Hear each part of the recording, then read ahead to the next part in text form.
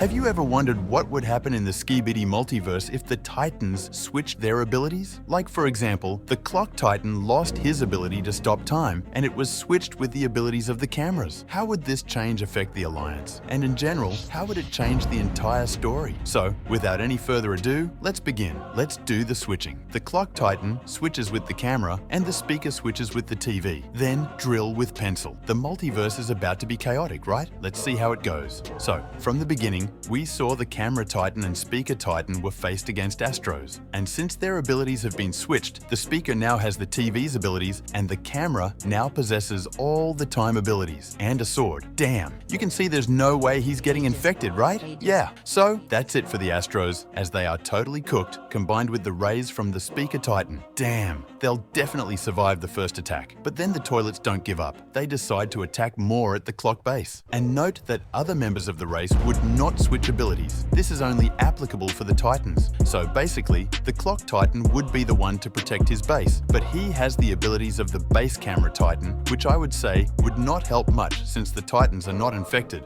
The Chief sees that the base is getting overthrown by the toilets, so he'll have to call on the Camera Titan to help. And then, just as the Clock Titan is struggling to get a grip on it, the Camera and Speaker Titans would come in, and it would almost be a light show with their combo. The Camera Titan stops them in time while the speaker uses his teleporting sword to literally obliterate them. The strongest Titan at this time would be the speaker with the TV's ability, based on the fact the Camera Titan has a lot of limits due to his low energy reserves, so they clear the base. And since no Titan is infected, there's no need for any rescue mission. Instead, they'll focus on clearing bases of mutants and eliminating any threats. Will there still be a magnet toilet? Well, yes, because the scientist would realize that the weakness of the clocks is magnets. But the Camera Titan would show no mercy, as both the scientist and the magnet mutant would be bullied and have to retreat. With this win, the boss would realize that it won't be long before they attack again, so he'll have to call on an alliance between the drill race. And don't forget that their Titan now has the ability to create weapons or helicopters, even an eraser. But the big question is, can the drill Titan use it efficiently like the pencils? Hey, I'm not saying he's dumb, but you know,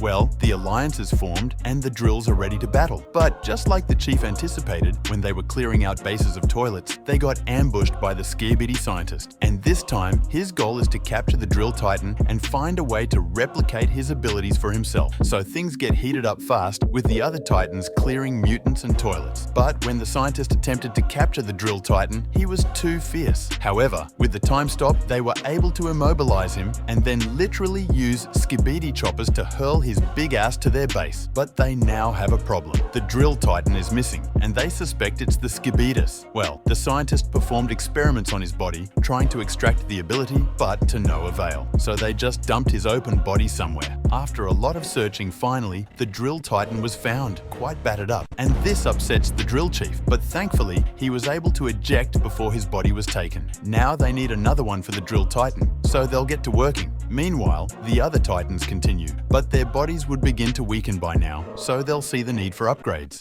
However, just as the Balls mutant is about to finish up the agents, the Speaker Titan would come in, and with his TV rays, he'll be able to stun the mutant, literally frying his balls dry in his sack. Damn, the Titan's switching abilities is getting really heated. Meanwhile, at the other base, there is a massive battle between the agents and the Skibidis. But then the Clown mutant shows up and is about to eat them up. Just as he's about to do it, time starts slowing down for him. The Camera Titan has come in with his time sword. He's able to slash the mutant down to pieces. Then, he got a message about the location of the scientist, so he moves on. On getting there, the Speaker and Clock Titans are already in battle with the scientist and his friend, the Pennywise toilet. Since they've been upgraded, their abilities would be much more powerful. The Camera Titan would be able to use the clock abilities to the max to aid in the raging battle. He'll stop time for the scientist and Pennywise, but just as they attack them, the scientist would somehow break out using a magnet and teleport out, leaving Pennywise to get totally destroyed by the Clock Titan with his immense core blast. But they kept in place the Kamikaze to finish the Titans off.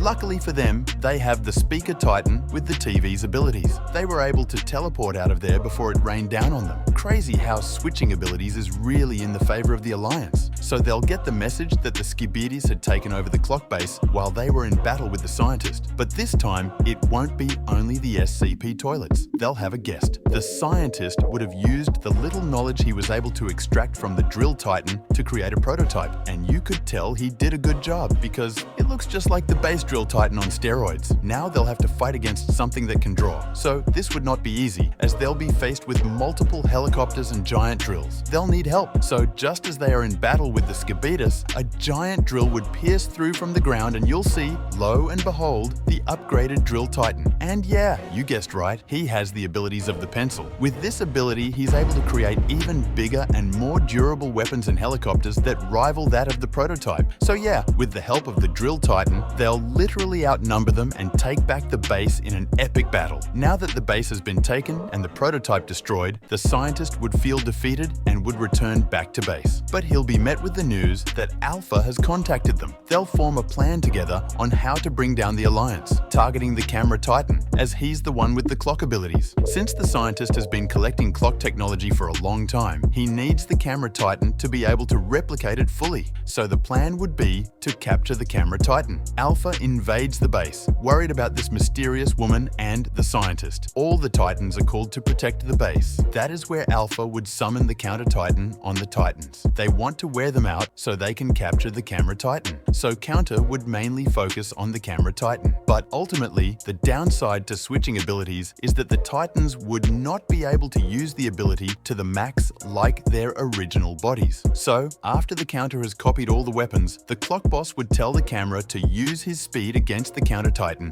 as they have previously trained, giving him some of his energy, as that's the only way he could defeat him. So with this info, the camera would become untouchable. As he has buffed his speed with his sword, just like a ninja, he'll slice the counter titan into shreds. Seeing this, Alpha is trying to escape but would be apprehended by the boss. This time, there's no restraint, as no alarm clock man is there to dampen his power. So yeah, that's it for Alpha. The scientist would have pulled the plug on Alpha and teleported out of the base to carry out a bigger mission, the G-Man apocalypse. But now that they have taken back the base, the news of the G-Man apocalypse would have spread like wildfire. The Alliance needs to be ready for it, so they'll move on to the base, this time with the complete Titans, to try to stop the G-Man from unleashing. This time, they can't stop the Titans because they all would be in the same place and would fight together. So for the missiles, they'll easily take that down with the drill Titan creating helicopters to blow them all out of the sky. Or is it the 02 and 01? They'll all be cooked with the combined forces of all the Titans. So with this, the pencils would be able to come into the picture to help. However, we don't know the reason why they stayed hidden for so long. But yeah, with the additional force, it's safe to say they'll stop the G-Man apocalypse from ever unleashing, making it a huge win for the Alliance. But as for the Sinister, well,